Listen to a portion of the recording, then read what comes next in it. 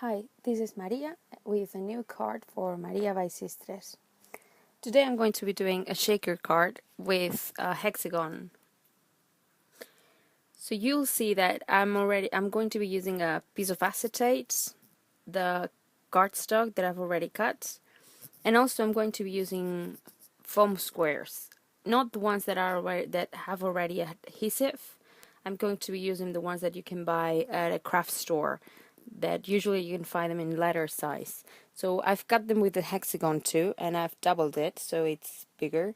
And here I'm using my anti-static tool so that the pieces of paper that I'm going to be putting as the shaking part of it won't be sticking to the borders.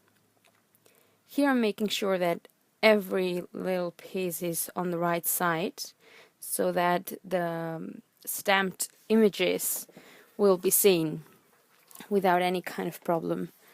The stamp set that I'm using, it's from Lanvin. I cannot remember right now its name, but I'm going to be writing it down on my blog post. So please feel free to go and see it and find out.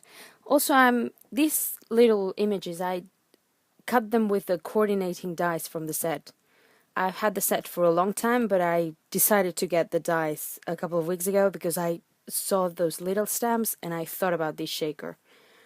In here you can see that I taped a piece of white cardstock just to make it easier for me to be able to adhere it to the base for the card.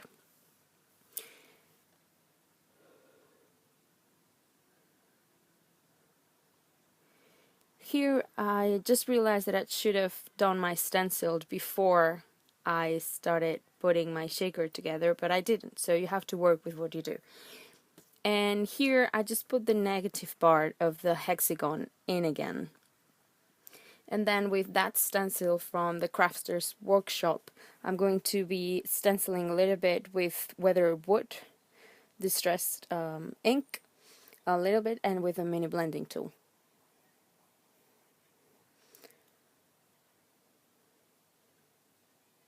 Since the stencil is quite delicate because it doesn't have a lot of solid images, I recommend, if you do that, to hold it really well. I'm trying to hold it just on the solid places or on the hexagon.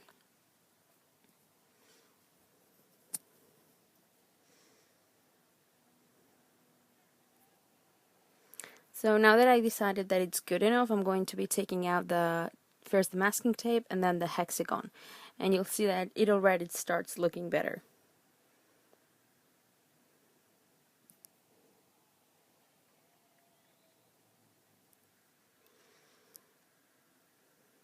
So now I'm going to be doing a little bit of stamping. Want to color one of those two little robots with my Copic markers. In order to do that, like I did before in another video, I stamp it twice just in case I have some problem with one of them. I don't have to go back to the stamp set.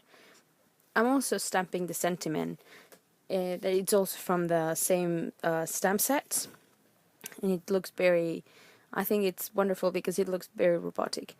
Usually the stamp from the Happy Birthday is just one piece, but I used it for another card and I cut it out. But as you can see, it doesn't matter if you cut it out. As long as you do it correctly, then you can use it together again. Now I'm going to put some music on for you so that you don't have to hear me babble while I color.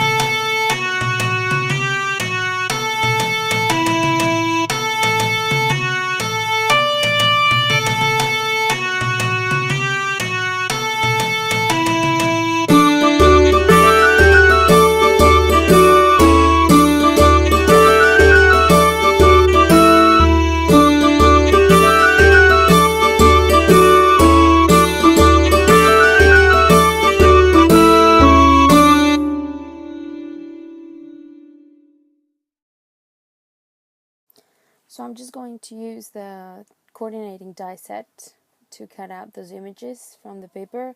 The die set and the stamp set, it's called Bip Bob Birthday from Lamfound. I'm going to use some stamped runner from Tombow dot adhesive to adhere it to the base of the card, and we already have a shaker card ready to mail or to give by hand on to somebody you like for their birthday. So thank you for watching. I hope you liked it, and if you did, give it a thumbs up. Thank you.